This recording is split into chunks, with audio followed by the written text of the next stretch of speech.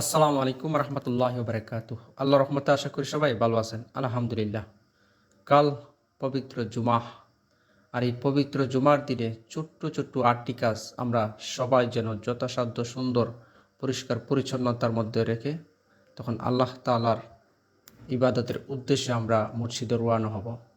আর এই ছোট্ট 8টি কাজ হলো, প্রথমে আপনি ঘুম থেকে উঠে আপনার প্রয়োজনীয়তা কাজ, সাংসারিক নিত্যদিনে যে প্রয়োজনীয়তা কাজগুলো রয়েছে আগে আগে সেরে ফেলবেন।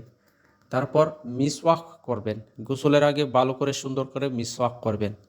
মিসওয়াক করে তারপর আপনি গোসলখানায় গিয়ে ভালো করে সুন্দর করে নাকের মধ্যে পানি দিবেন 3 বার। নাকে পানি দিয়ে নাকটা ঝাড়বেন, কেননা আমরা যখন রাত্রে ঘুমাই তখন আমাদের নাকের ভিতরে শয়তানে বাসা বাঁধে। যখন আমরা পানি দিয়ে ঝাড়ি তখন সে চলে যায়। আর যদি আপনি নাকে পানি না দেন তাহলে কিন্তু আপনার পবিত্রতা অর্জন হবে না। তাই প্রথমে নাকে 3 বার পানি দিয়ে ভালো করে কুলি করবেন, তারপর গোসল করবেন এবং যথাসাধ্য পবিত্রতা অর্জন করবেন। তারপর হলো উত্তম পোশাক পরিধান করা এবং সুগন্ধি লাগানো। আপনার তৌফিক অনুযায়ী সুগন্ধি লাগাবেন, আতর লাগাবেন। তারপর আপনার কাছে যে পোশাকটা সুন্দর, শার্ট বা পাঞ্জাবি আপনি যাই ব্যবহার করেন, আপনার কাছে যেটা সুন্দর আপনি এই পোশাকটাই পরিধান করবেন, কেননা আল্লাহ তাআলার কাছে আপনি যাচ্ছেন হাজিরা দেওয়ার জন্য। অনেকেই রয়েছে গায়ে যে পোশাক রয়েছে, গেঞ্জি হোক বা পুরনো একটা শার্টই হোক, তখন বলে এখানে আর কি, একটা পরে গেলেই হয়। কিছু মানুষ রয়েছে এরকম, যখন জুমা পড়ি আমরা এরকম দেখি। আবার যদি কোনো বিয়া শাদী বা অন্য কোনো অনুষ্ঠানে যায় তখন ভালো কাপড় পরিধান করে। না, এটা কখনো করবেন না। আল্লাহ তাআলার কাছে যখন আপনি যাবেন, আপনার কাছে যেটা সুন্দর পবিত্রতা অর্জন করার পরে আপনি উপস্থিত হবেন। তারপর হলো 4 নাম্বার, জুমাহ সালাতের জন্য আগে আগে রওনা হওয়া। যখন আপনি দেখছেন যে আজান হয়ে গেছে, না আজান হয়ে যাবে এর আগেই আপনি রওনা দিবেন। একটু দূরে হলে আপনি পায়ে হেঁটে যাবেন, প্রত্যেক কদমের বিনিময়ে রয়েছে সওয়াব। অনেকেই রয়েছে যখন জুমার আজান হয়ে যায় তখন লেট করে দেরি করে যায়, কেননা যখন সে বলে যে ইমাম সাহেব তো এখন বয়ান করবে, এখন তার নামাজ হবে না, যখন নামাজ হবে তখন আমি যাব। এইরকম কিছু লোক রয়েছে, তারা কিন্তু বসে থাকে, মানে যতক্ষণ পর্যন্ত খুতবা শেষ না হয়েছে ততক্ষণ যেন গিয়েই সে নামাজ পড়ে চলে আসতে পারে। এটা কিন্তু আপনার পরিপূর্ণভাবে জুমার সালাত আদায় হলো না। এটা কিন্তু পরিপূর্ণভাবে আল্লাহ তাআলার কাছে হাজিরা দেওয়া হলো না। কারণ জুমার দিন অনেক গুরুত্বপূর্ণ দিন। আমাদের আদম আলাইহিস সালামকে এই শুক্রবারে আল্লাহ তাআলা সৃষ্টি করেছিলেন। আর এর মধ্যে অনেক ফজিলত রয়েছে জুমার দিনের বিশেষ করে।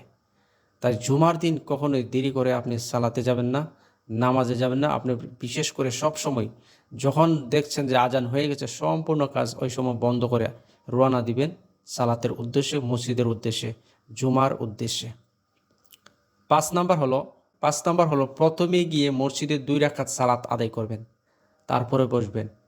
প্রথমেই দাহলুল মসজিদ, তারপরে আপনি তাইতুল অজুর 2 রাকাত করে 4 বার আগে আদায় করবেন, তারপরে বসবেন। কেননা 2 রাকাত সালাত খুব গুরুত্বপূর্ণ। তাই আমাদের প্রিয় নবী সাল্লাল্লাহু আলাইহি সাল্লাম বলেছেন, যখনই তোমরা মসজিদে প্রবেশ করবে তখনই 2 রাকাত সালাত আদায় করে নাও। এটা হলো দাহলুল মসজিদ, তার হক, মসজিদের হক আদায় করতে হবে।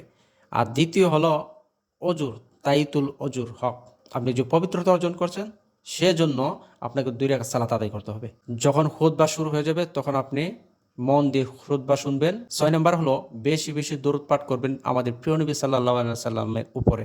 7 নাম্বার হলো সূরা আল কাহাফ পাঠ করা। তারপর 8 নাম্বার হলো বেশি করে দোয়া করা, বিশেষ করে জুমার দিন আসরের শেষের দিকে আপনি দোয়া করবেন। সালাত আদায় করে 2 রাকাত সালাত আদায় করবেন, তাইতুল হুজুর এবং দাহলুল মসজিদ যে সময়টা থাকবে তখন আপনি চাইলে দোয়া করতে পারেন, ওই সময়টার মধ্যে দোয়া কবুল হয়।